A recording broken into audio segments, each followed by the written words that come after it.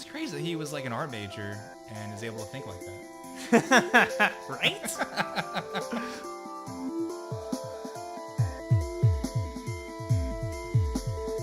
Hello and welcome to Things We Talk About, a podcast where we have conversations that matter. I am your host, Randall Thomas.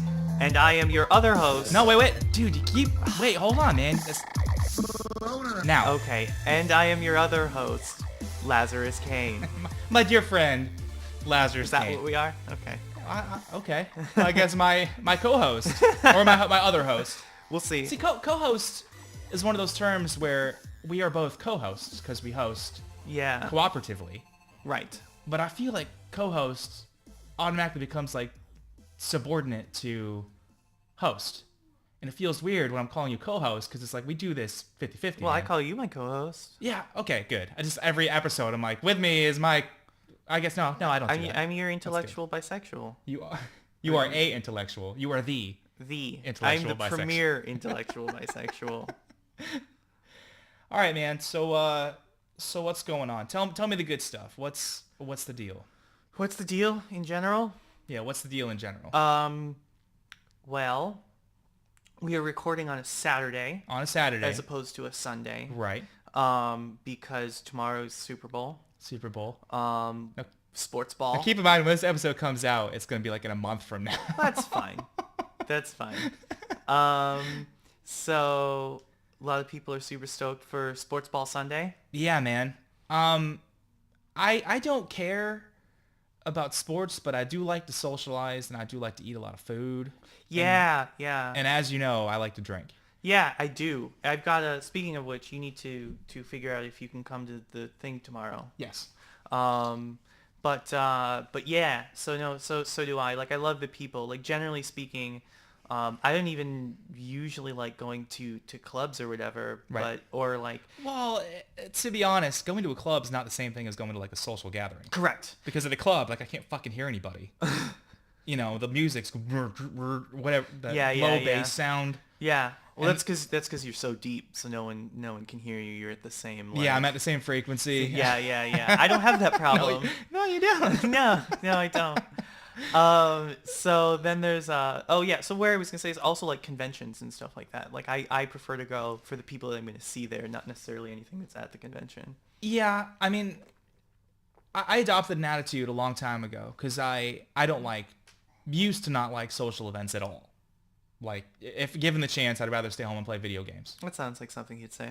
And then I kind of learned over time, like, you can't progress in life without socializing. There you go. You can't do anything you want to do, really. Everything is networking. Without networking and meeting people. And every job I've had, honestly, I've gotten because I knew somebody. And the funny thing is, we've talked about support networks and things like that. Mm-hmm. And like, if you're not reinforcing your support network in one way or another, one kind of support network or another, then it's falling apart.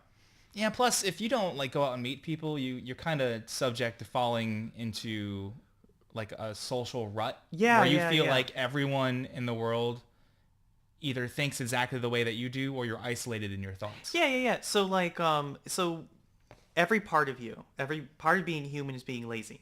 Mm-hmm. Right? Individual humans can be proactive and they can Leslie Knope it up. But even those people, their bodies are super lazy. Like, if you're not building muscle, you're getting rid of it. Right? If you're not building muscle, it's atrophying. It's constantly shrinking. Exactly. Because your body doesn't want to support any more biomass than it absolutely has That's to. why I eat as often as possible, because if I'm not eating, then I'm starving. I'm gradually starving myself. If food is not going in, then eventually I'm going to be starved. Sure.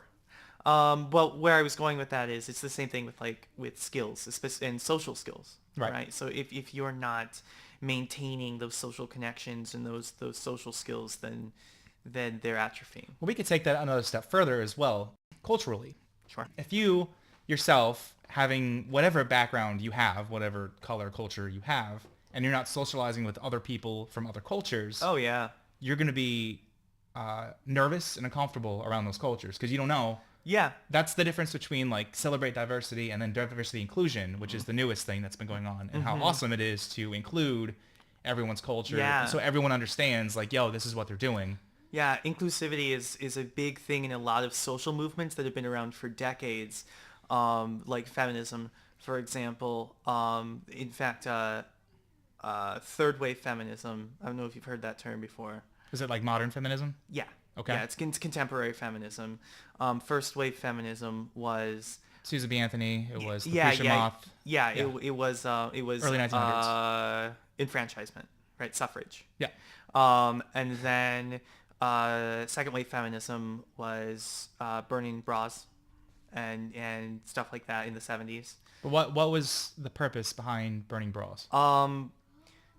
Burning bras was an expansion of, it's not that we can go out and we can do all the same jobs that men can do, as opposed to like being politically equal. Second wave is, I believe, and this isn't the feminism episode either. Right, exactly. Second wave feminism is we are socially equal. We are like professionally equal. Yeah, right. Cool. Burning, because bras at the time, I believe, were seen as like, it's not something you have to wear. It's something that you wear to be attractive to men in general. So it's like, but it's treated as like a requirement, like it is a required piece of clothing. It can be kind of gross if someone doesn't wear a bra, but I mean, whatever. That's regardless, right? The point is that it's something that is automatically given, you know, stuff like that. And the idea is that women are under no obligation to build their lives around men. Well, let's not make this the feminism no, because there's a lot of rabbit trails been good on there. But the idea, inclusivity for cultures to prevent people being afraid of other cultures, people being scared of the hidden possibilities behind other cultures, leading into something like a nationalism. Sure. Or, what a lot of people confuse with patriotism. Yeah. Right? Well, I think, I think that it's actually really interesting that you picked those two words because, so like patriotism is a very American word, right? We didn't invent the word though. In fact, did you know that patriot and patriotism has a different definition in the U.S. as opposed to elsewhere? I know that patra is like patricide, or pater. Patrophile is like when you bang your dad. Is that a thing? I guess. That word? I mean, I don't know. It should be. Like, I'm sure it like is a thing, but I didn't realize that was a... A patrophile is someone who likes to bang their dad. Who likes daddies. Yeah. Okay. Yeah. So I always assumed patriotism is like the celebration of like the fatherland. Yeah. That would be a reasonable assumption given the culture that you were raised in. But it's really interesting. You would probably find it really interesting that the word patriot was not really widely used, especially in the sense that we use it today, before the American Revolution, the Revolutionary War. It makes sense.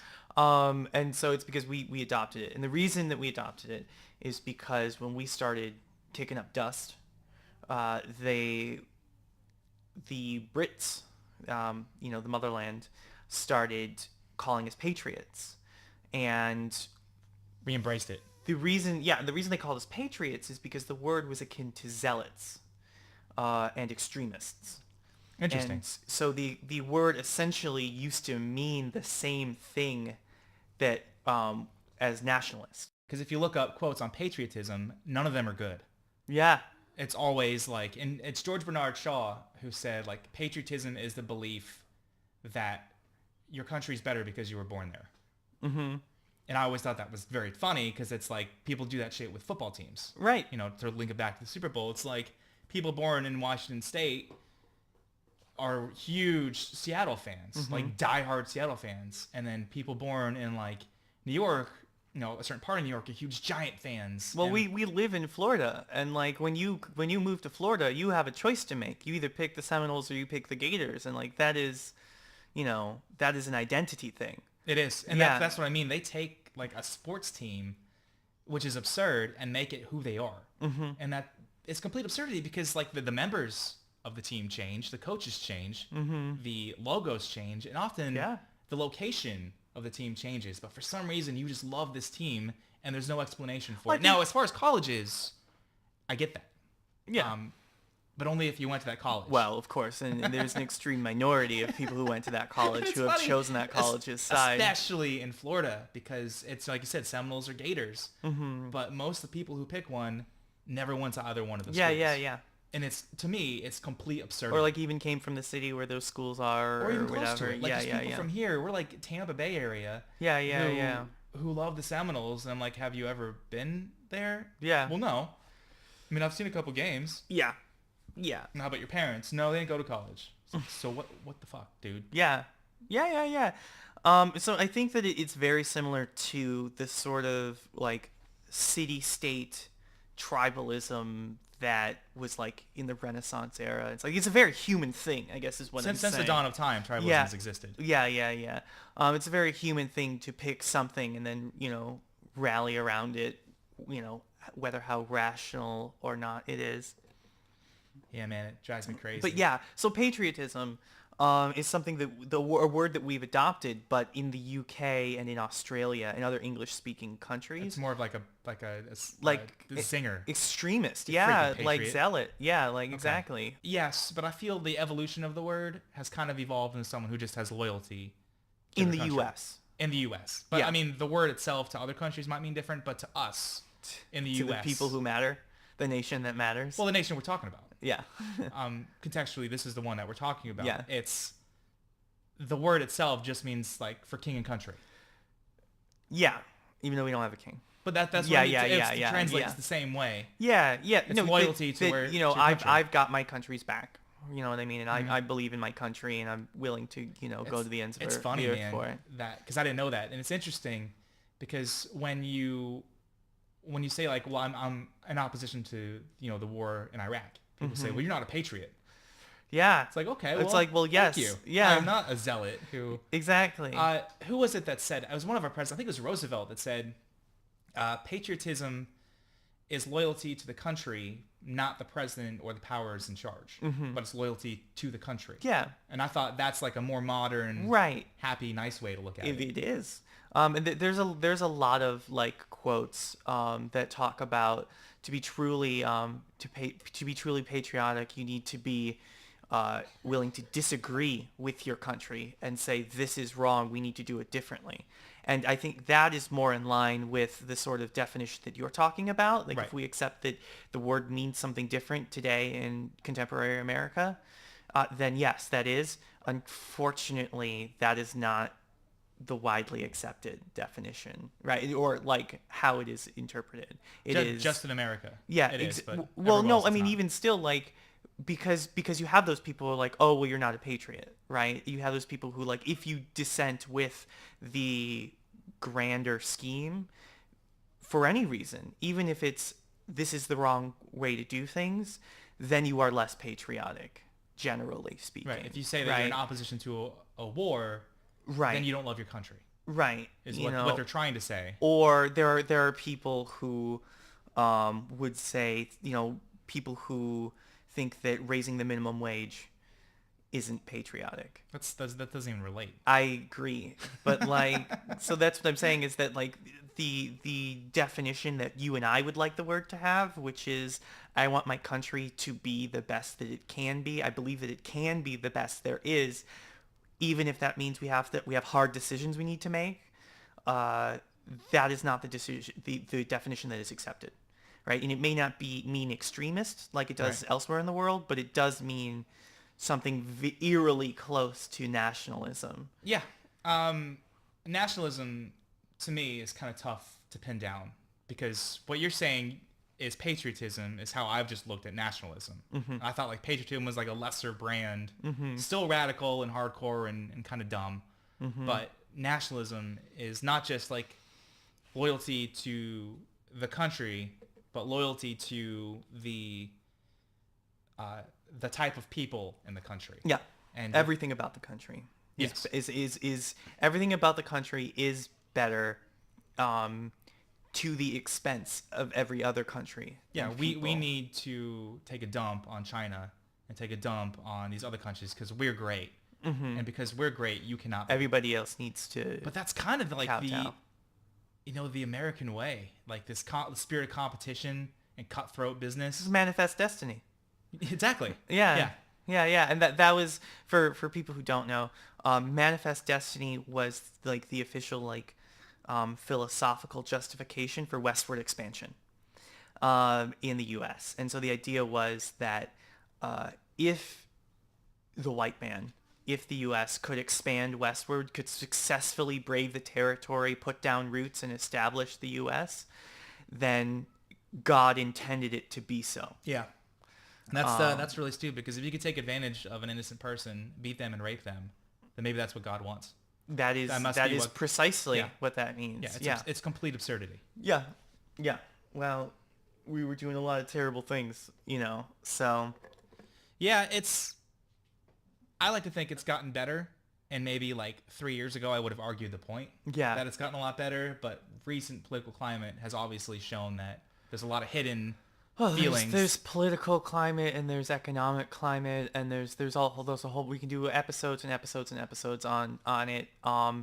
And we are better than we used to be, but there are areas where it's the same thing happening in different ways, and it's just at least the right people are not paying attention. Yeah, I feel shitheads are always going to be shitheads, and there will always be shitheads. Yeah. But the less opportunity those shitheads have to be shitheads, or the more we educate them, the less desire of being a shithead. Yeah.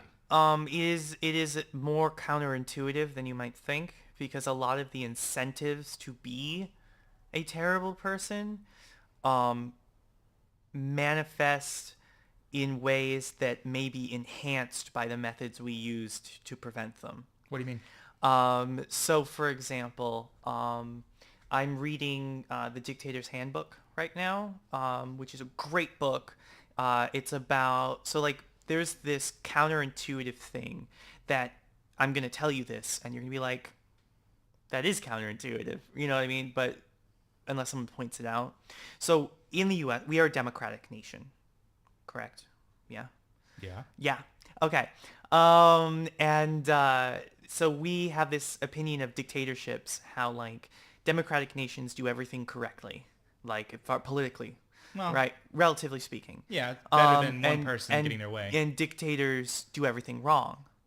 The thing is that dictators have tenures in office of 20, 30, 40 years, whereas Democrats have tenures in office of 2 or 4 years.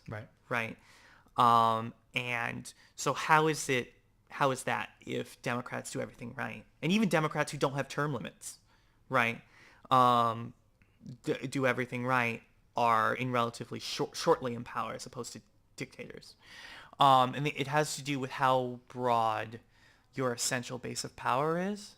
So essentially, if you rely on many people to stay in power, then it is easier for those many people to remove you, because it is harder for you to stay on their good side. Yeah, I would imagine. But if you rely on few people, then it is easier for you to stay in power, because it is easier for you to reward them for their loyalty, right? And so that, if you those two things, that's evidence of counterintuitivity. Whatever. The opposite of what you might expect. It's also foreign aid. You would think would help a nation democratize. False. It actually allows them. It strengthens dictatorships. Right. As we've seen 1,000 times in the Middle East. Exactly. All over the world. And so a lot of the things that seem like we're making the world a better place, and making it it is actually playing into the hands of people who make it a worse place. Well, we're taught that a democratic nation is it. Yeah. We're this is the show. We have the support of our God. We have the support of success. Mm-hmm. But then ideally God doesn't enter into it. But yeah, you understand this is what we're taught. Yeah. Since 200 years ago or whatever. Yeah. Not that long ago. Right. So the communist countries are the ones that say they got it right, Sure. and that these idiots that are democratic are counterintuitive. Look at how awful this is. And then people under dictatorship are the ones that feel that they got it right. Right. So what makes any of us right? So that depends on what your definition of right is. So communist nations, as they exist today, function more like A dictatorship. A dictatorship, Right. right? So the word we're going to use instead of dictatorship is autocracy, Yeah, right. right? Yeah. And so Well, actually, can you define that? autocracy is essentially It's an automatic government. it's like not an a mono. auto. Yeah, it's not a auto means self, right? So It's- automatic means self. Self-functioning, yeah, or something like that. Okay, Like okay. it does it itself. That's what Okay. automatic means, right? Okay. Yeah. So, So it's a government that rules itself. yeah, which, all governments do. But the autocracy is essentially a government that very few people are granted unilateral action. Okay. Right? So while China is not what we would call a dictatorship, there is an extreme few number of people who can function with impunity, who can drop edicts. Like, for example, I believe 75% of China's economy is in control of the state, Interesting. which I think probably plays more into its status as an autocracy, where how free is trade, stuff like that. Right. Because if a government totally controls everything within its borders, it doesn't matter if there's dictatorship, it can do whatever it wants. And if you want to talk about a culture that exists within itself, there are lots of cultures in China, a tremendous amount. Yeah, like 53, I Yeah, think, cultural groups. It's insane, and for the most part, they get along. For the most part, Far as I obviously, know. there's- Far as I know. yeah, there are obviously examples where that's not the case. Yeah. But what's the island that is owned by China and they're trying to be represented as an independent island? Taiwan? Taiwan. Yeah, so the fact that you can call it Taiwan means you recognize it as independent. I don't know. Because otherwise it's it's just part of China. Like, it's just a separate thing. In fact, I think the official name they would prefer to be called by is the Republic of China, The Republic of China. as opposed to the People's Republic of China, which is what most people would call China. And to say it in Chinese, it's República de China. No, no, that's Spanish. Well, whatever. I don't speak Mandarin or Cantonese or Okay. any other of the Taiwanese. many languages. Yeah, it's a dialect. Yeah. There's lots of dialects. It's like the Philippines have one major dialect, Tagalog, that everyone speaks, and then each region has its own its own language. Yeah, It's insane. you probably get by in Spanish as well in the Philippines. Really? Yeah, because Spain ruled them for a hot second. Is that why they all look Hispanic? It helps. Okay. I don't think they all look Hispanic, Well- but that definitely plays into it. And then we got the Philippines in the Spanish-American War. I think it was the Spanish-American War. We won the Spanish-American War, and we had a choice between. That's when we got the Alamo, and then we got to keep the Philippines too. Please stop talking. So basically, we had a choice when we won the Spanish-American War about what we could get, spoils of war. And we chose everything that Spain owned that wasn't Africa. Because nobody wants that. We should have chose Africa. Really? Yes. Okay. But where are we going to outsource all of our work to? Africa. Okay. And so we chose the Philippines because we wanted it to open the Pacific for Okay. us, because we didn't have a foothold in the Pacific, and it was 1904. It was early 1900s. Now, what specifically do you think the thought Specifically? was? What do you think the thought was behind the leaders at the time? Well, we're talking about Theodore Roosevelt, I believe. Yeah. And Theodore Roosevelt was first and foremost like a soldier, right? He didn't actually get to fight in any major wars because he was too young, and then he was too old. So then his mind, certain people have the mind of a soldier. Right. Right. Right. And he had the glorious ideal of war. Right. Right, in his head. But so he wanted to open up the Pacific for the U.S. for trade and things like that, because at the time the U.S. was still considered, even in 1904, a regional power. We were not a global power by any means. We talked about it in the previous episode. I think it was the 4th episode. Yeah. And so because World War I hadn't happened yet. Right. So we were still sort of we were still clawing our way into the international theater. And if we could open up Asia as far as trade is concerned and have like a foothold and build bases or whatever, Okay. then that would be a huge deal. Okay.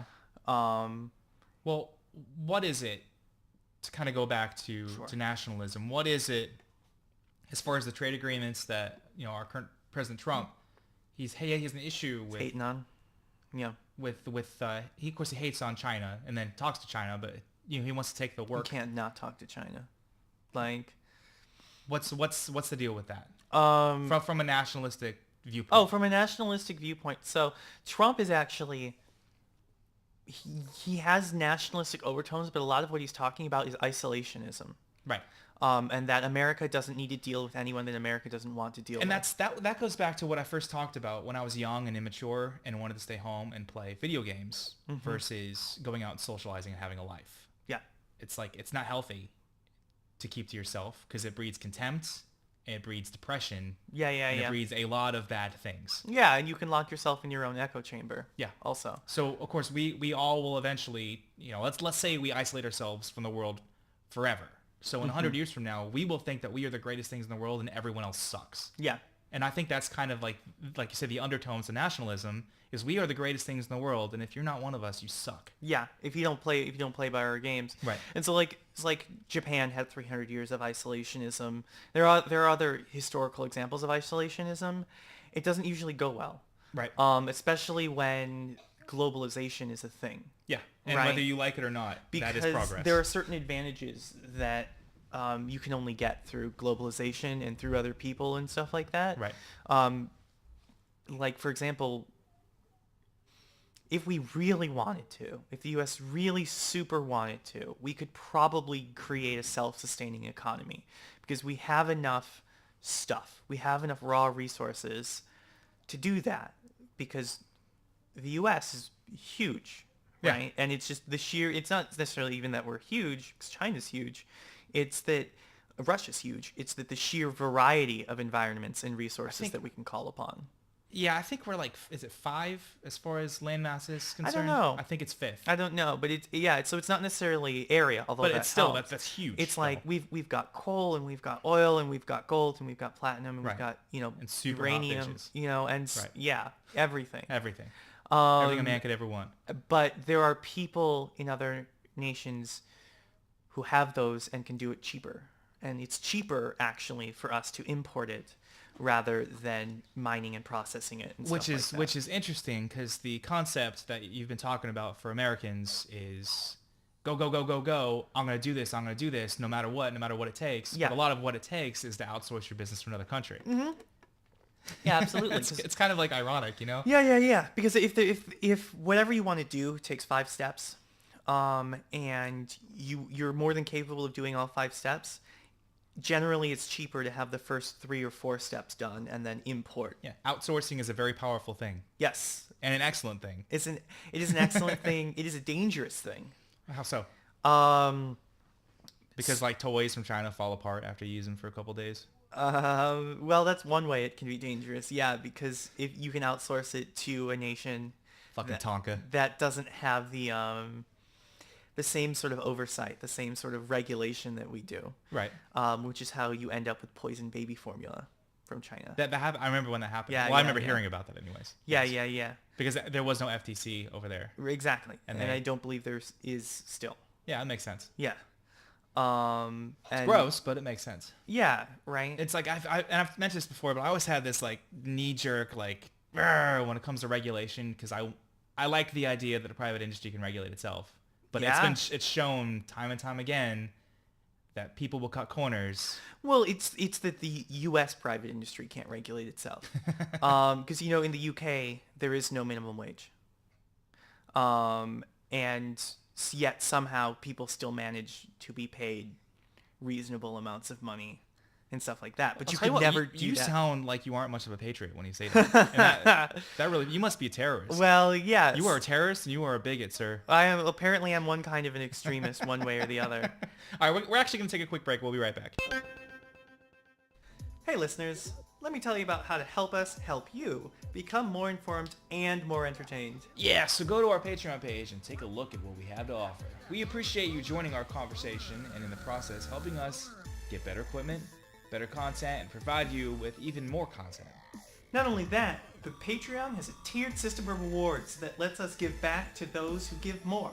We've got a ton of things planned as rewards, from unscripted before and after recordings of spontaneous conversations to conversations that try and get Randy to actually read something for a change, with interesting and hilarious consequences if he doesn't, to Randall's Rants, where I try to see just how easy it is for Randy to fly off the handle for basically no reason. Here's a hint, it's pretty fucking easy. Remember, by becoming a patron, you are directly assisting in the growth and ability for us to move us one step closer to providing more and better content, and soon enough, do it full time. Aw, yeah.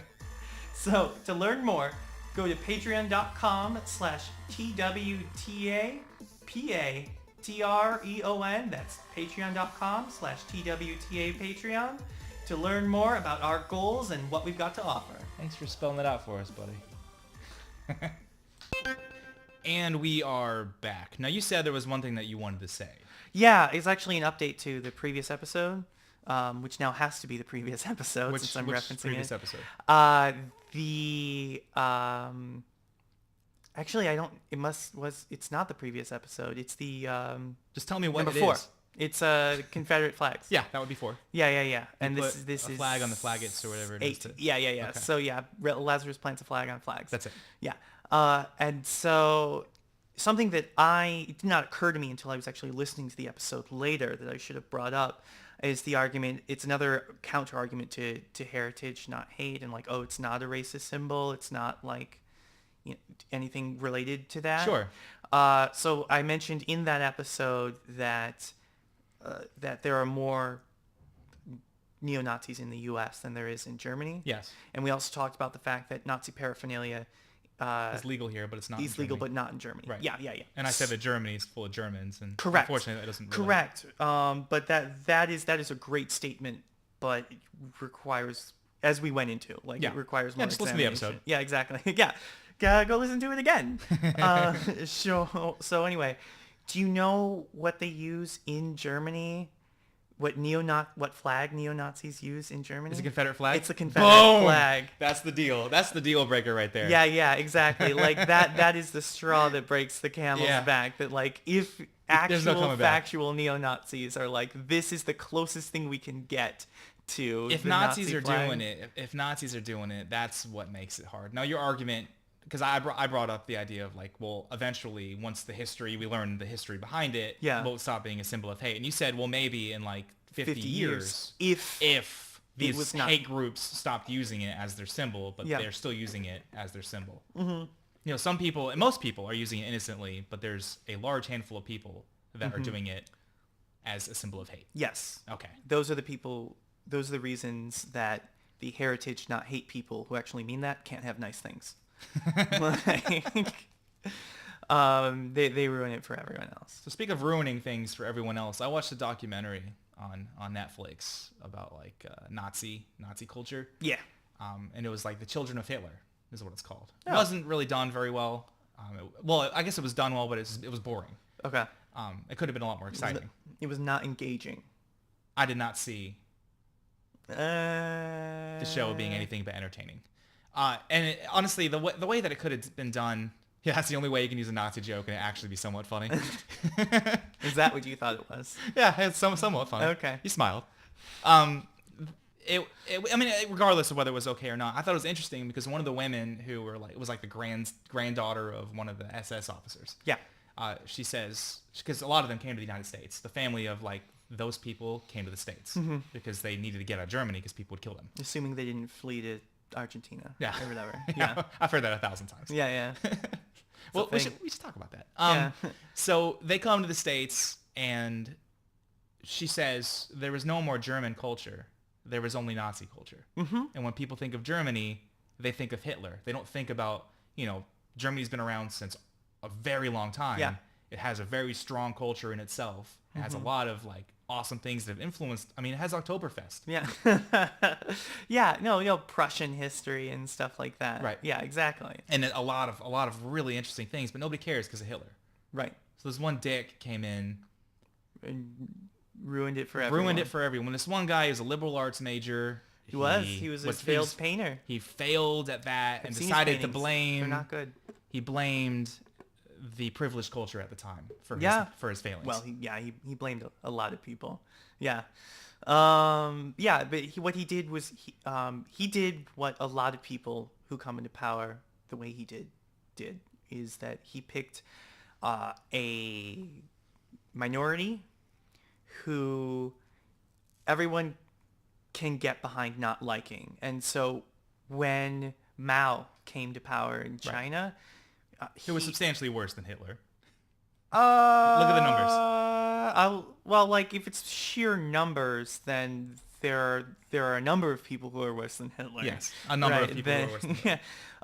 But that's a whole that's definitely, I think that conversation is more qualitative than quantitative. Certainly. So it doesn't matter how many people you murder; it matters why you murder them. Certainly the sheer size of the numbers matter. Yeah, it does. Right. It's like 10 times the amount that Hitler did. Yes. Well, I think you're also a fan of talking about percentages as well. Yeah. Versus the whole, in which case I think that'll change the way we look at this as well. So let's look at it the way that LC looks at it. So Mao came to power, and one of the big things that he did was he said, we're in a new modern world, and we need to get rid of the past that's holding us back. And so a lot of his power came from students. Okay. Sounds like Bernie Sanders. The Red Army, essentially. They pulled a lot of students together. And so as a student, students tend to be like, everything old is bad. Like, if we just stopped doing things the old way and started doing things in the new way, then we'd be super good. It's an ideal, but there's some truth to it. Well, yeah, and that's all that a rising dictator needs is a kernel of truth and a lot of ambient angst and frustration. Sounds like our current president. You said it, not me. A lot of angst. Yeah. Kernel of truth in what he's saying. And absolutely, that's what Trump has tapped into, and it's the same thing Bernie tapped into, right? Because it's a very human thing, and it's a tried and true avenue to power that has been used for centuries, right, or more. So Hitler blames a group of people that everyone can get behind. Now, from what I know, and maybe I'm wrong, at the time after World War I, Germany was pretty much bankrupt. It was like a depression, big time, more than bankrupt. And from what I've heard and from what I've read, a lot the Jewish culture, because they weren't necessarily ingrained in the Germany, it was its own section of culture. Well, it was isolated. I am not Jewish. I am not a Judaism. But as I understand it, Jewish culture has always been from 10 Commandments on out, is very, not isolationist, but very, they keep to themselves. That's what isolationists. Well, yeah, but is. it's different. It's just like, it's that it's very they're a minority, so we can't self-inclusive, right? Yeah, okay. It's very self-inclusive, and they do things their specific way, right? And like a lot of there's more than 10 commandments. There are hundreds of commandments in the Torah, and they govern everything, the way everything is done, and how strictly one adheres to that. Right. Depends on the sect you're from. Regardless of that. Yes. Here's a group of people who are separate. Right, who deliberately separate themselves. Right. And they actually retained a lot of their money in their culture and in their community. Because they had foreign investments, and because they're smart about it. Because they keep to themselves, they also have a strong network. And let's keep looking at it through the eyes of a nationalist. Is you have this group of people who are separate from everyone else. Mm-hmm. They're living comparatively a lavish lifestyle than the majority of Germans. Well, yes, and there's going to be a lot of confirmation bias that plays into that. So you're going to see them living a lot better than everyone else. Even Oh if, yeah, absolutely. So you even see if these they're not. people, Yeah. they look at you and they smile, but you think they're being condescending because of how much better their life it seems to be than yours. Yes. Because they have an income and you're scraping dirt because you got nothing to eat.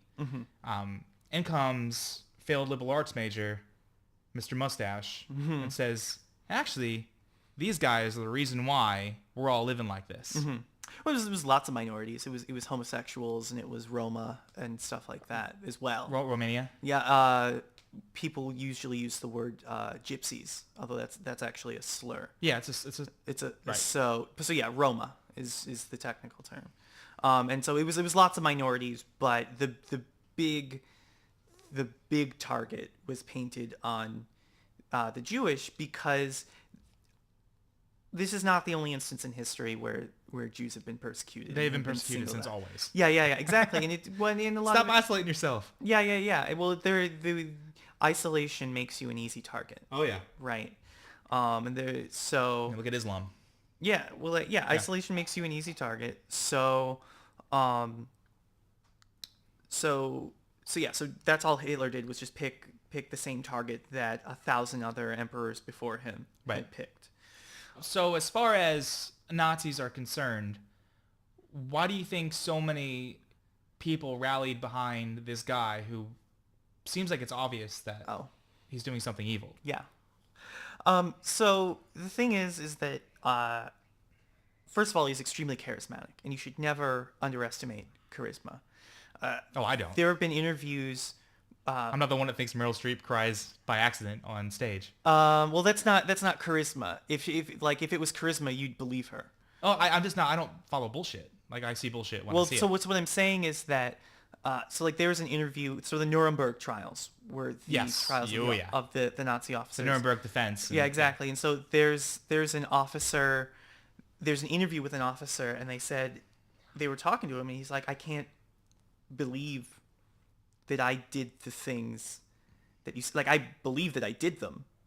He could not see who he was and actually doing them. Like, obviously he had memories of doing them and stuff like that. Right. But now after the fact, we'll give somebody a cause and they'll compromise on their ethics. Well, what he went on to say though was that, and he was appalled that he did those things, but that if Hitler was standing in the cell then and said, get up and go back to work, he absolutely would. And it sort of terrified him, but he said 100%, absolutely. Yeah. If Hitler was there and said, get up and go back to work, he would.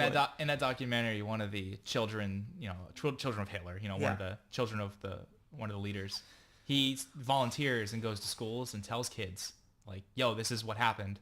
This is what, my family did. Mm-hmm. This could be you. And he said that worked for a very long time, but now kids like bust their phones out. They're playing games. They're not paying attention. And he goes, it's only a matter of time for some charismatic guy to come up in Germany who's going to do it again. I think, I don't know if it's going to be Germany, but there's a good movie called The Wave, or Der Wille, which... Is that the app you can use to find out where you parked? No, that's Waze. Okay. And it occurs, I think it's based loosely on a true story, where it occurs in a German classroom in Germany, where they're like, why are we even learning about World War II? It could never happen here again. And the teacher's like, really? You think so? And so then the movie then follows the teacher essentially like slowly sculpting them. It's a long way extremists to be spiteful. Well, no, he's trying to teach them a lesson. And that's what I mean. Like, it's a pretty long con. Well, it's a good movie though. Yeah. I recommend you see it. Have you? Speaking of movies, have you seen Triumph of the Will? No. So Triumph of the Will was commissioned by the Nazi government, directed by Leni Riefenstahl. Who is that? Leni Riefenstahl. She was a director and a movie director. I thought your name dropping. In the 40s. No. Okay. Well, the funny thing is that she says it's not propaganda, but it is. I was going to ask you, this is Nazi propaganda. It was done as promotion, as hype for the Olympics. Okay. For the upcoming Olympics, and it was basically like, look how awesome Germany is. Yeah, well, Right. Oktoberfest, And man. part of it shows a speech that Hitler is giving to, it's not the agricultural corps. I forget what it's called, but it's the part of the army that digs ditches and plants trees and stuff like that. Okay. And The army does that? the German army does. That's nice. Yeah. Well, if you're in what is essentially a military dictatorship, all infrastructure is executed by the military. Gotcha. Right. Yep. So he was talking to them, and you see subtitles, but it's him speaking in German, and he's basically saying, he says up front that, like, a lot of people think that you're washouts or that you're terrible, and that's what they say, but I know that you are the backbone Aw. of the army, that without the things that you do, Nice guy. without the trenches that you build, they build, without the things like that, we couldn't function.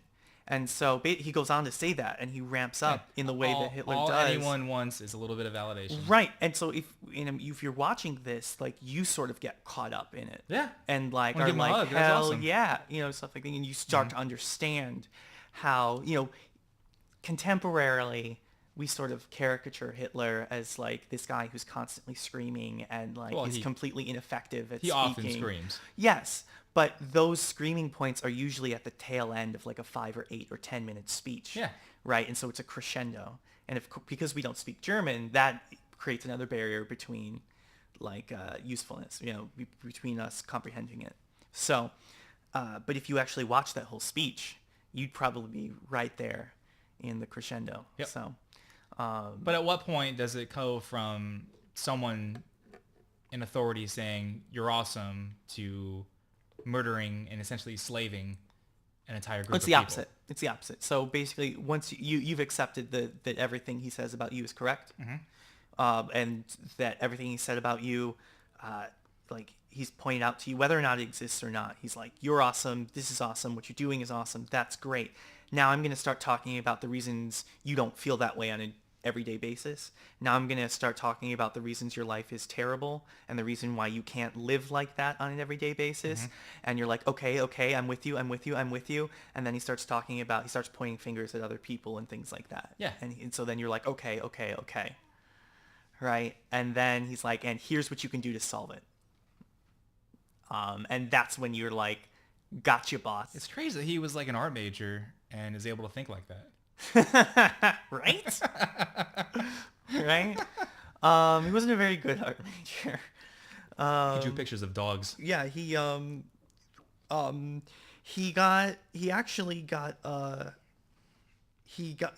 got refused from an art school that was primarily a Jewish art school, believe it or not. That would make sense. Yeah, well, I don't think that is like, that's when he decided that, like, that's when Fuck he got these a people. grudge. Yeah, it's a nice story, but I think it's too perfect. It's too simple. Yeah, is what it is. It's very complicated. It also takes away the idea that, like, he knew what he was doing. Yes. Right.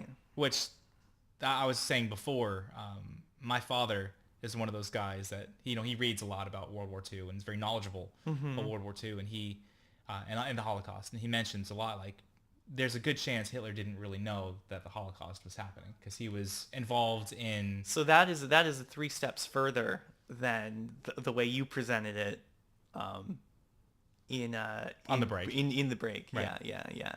And I will not go that far. What I said during the break was the Nazi Empire was so vast and it had so many moving parts that it is reasonable to say that he didn't know everything that was happening. Like, he didn't have extensive knowledge of Mengele's human experiments and things like that, because he wouldn't need to.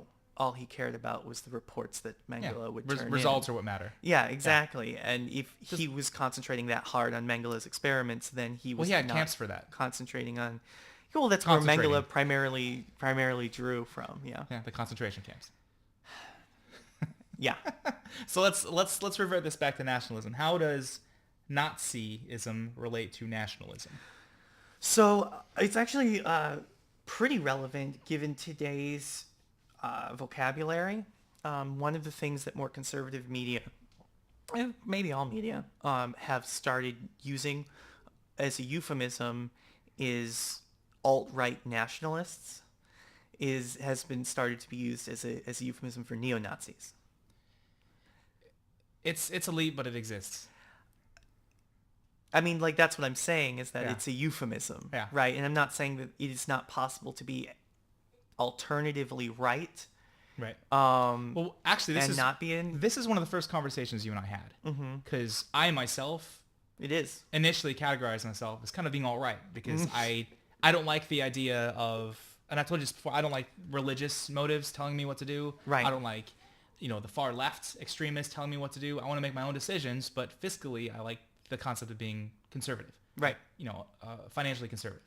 We can talk about that later. Yeah, well, that's fine, and our politics may not always agree, but Yeah. you told this to me that the alt-right, and you scoffed at me. Oh, Yeah. how dare you say that you're alt-right? You offend my sensibility. But it's Yeah, like, to me, that's alt-right, definitely a quote. alt-right, the way that I looked at it was like people who are sick and Who are not tired part of being moralized. People who are not part of the right establishment. Yeah, but some of their thought process is still right-leaning. Right. Like a lot of libertarians would consider themselves to be all right-leaning. Right. Um, A lot of libertarians are all right leaning. but the idea, yeah. that doesn't make myself or any other people who have those views Right. Nazis. Right. And that's the jump, is that everyone who is alt-right is a white supremacist. Right. And I even have a friend who, is far left, who changed his browser so that anytime alt-right comes up, Google changes it to white supremacist or Nazi. Okay. Which is great way to put yourself in an echo chamber, asshole. Yeah. Like, way to challenge your views, you piece of shit. Yeah. No. So the problem is that if we talk about, like, the words you are saying are not incorrect. The words that you are saying could definitely be used to mean the things that you are meaning, but when we talk about living in a culture at large, and words that need to be used to communicate need to be used in the way that they are used at large. And I think I know where you're going with this, and I think we can relate it to the Confederate flag, because most people who use the Confederate flag aren't doing it to be racist, but enough people are. Yeah, So where's the it problem? is sufficient to give it that meaning. And there's enough people in the alt-right who are bigoted. Right. And so it's generalizing, but it wouldn't be wrong to Well, say... there's also enough instances of, like, news media, right, who, for better or for worse, decide the meaning of the words that we use. Right. Right. And they do. Of using the term alt-right to refer to actual neo-Nazis. Right. Right. And so, like, there's the term that used to be innocent is now tainted, and therefore, when someone thinks of alt-right, it is now Nazis and bigots. So I think that some people might think that the term used to be innocent because they had not heard it used in that context. That was my example I was using for myself, is that I disassociated myself with that once Right. you and I had this conversation Right. before. Because I'm not at all right. bigoted. So because you came across the meaning without understanding what it was, made an assumption. What it became, not what it was. If you're saying that the alternative right was always just a bunch of bigoted assholes, you're wrong. Well, I'm saying that the term alternate right always meant, always included a group of people that were neo-Nazis. Okay. Right. But that's like saying the black people have a number of people who are drug dealers. So should we all refer to all black people as drug No, dealers? what I'm saying is that in the literature, if you had seen alt-right, it probably would have been already, meant that. It may have meant other things, but right now, the definition has been converted, right? Because it's Right. the only And way it's going to be used. We talked about another word earlier this episode about patriotism, how Yeah. that has evolved Right. to no longer mean the thing In America, yeah. in America. Yeah. And in America, alt-right's an American term. To mean something that no longer what it was initially supposed to It be. may have been a general term then, Yeah. but now it's Because it's when I specific. first heard the term, I thought, okay, it's right, but it's like non-religious right. It's Right. away from Right. the bigoted religious. It's non-establishment. that right. was the way that I took it. I said, this is sweet. I fit right in with these people. Yeah. But again, I don't Well, associate really with that. have you seen the video of the meeting of neo-Nazis that occurred in Washington, D.C. leading up to the election? and they're talking about how great Trump is and how he's going to do everything that they want. And at the end, they start chanting "Hail Trump," and they stand up and give the Nazi salute. Scary. So the news reported that as a meeting of alt-right nationalists. Yeah, and like you said, whether we like it or not, media changes the way exactly. that we see So words. that's what I'm saying is that like for what better was or for what worse, was all right to me is no longer. yeah, it's no longer a relevant definition. Which is unfortunate, but hey, that's the way sucks, the way of the but world, like man. that's the way it is. Yeah. Yeah, and so like it's usually presented as alt-right nationalists, right? And so that's still part of the euphemism for neo-Nazi, but the N in Nazi stands for nationalism. It stands for national, like well, the the NBA. national. It's the National Socialist Party. Yeah, that I get what you're saying by that. Yeah. But by that degree, you're saying that all socialists are Nazis. No. But that's I'm not. the word socialist isn't a nationalist is not. Right, It's right. national But socialist. It's like the NBA, it the is NHL. But it was a nationalist, or that's the whole point, is that Germany is better than everyone else. It was a nationalist movement. But I think it's coincidental to say that the National Socialists are like they weren't saying nationalists in the way that you and I know it now. They were saying national, as in the National Basketball Association, the National Hockey League. No. So the thing is that you could rearrange the words to say the the socialist nationalist organization or something But like that's that. not what it is. It would mean the same thing. But it's though. not the same thing. It's national, as in it's a nation. If you want to talk like straight verbatim, yes. But what I'm saying is that the meaning. But you're like is there. the king of verbatim No. and being a pedant. No, I'm are. using the right words. Yeah, but what I'm saying is that the words, You're not using the the right words word. You're as saying they nationalist are used, and not national. The It's words different. as they are used mean this. Like you would be saying the same thing. Oh my God. It would not change the meaning of the acronym. It didn't if change you what they changed did. The order. I mean, it didn't change yeah, the horrendous. it's how they operated. Yeah. Right. You That know. that ultimately is what we're talking about. Is Yeah. the horrendous deeds that they did with a nationalistic cause. Yeah, exactly. Right. Exactly. So regardless of whether you want to get down to the nitty gritty of Right. like national versus Of being a nationalist, pedant. they Right.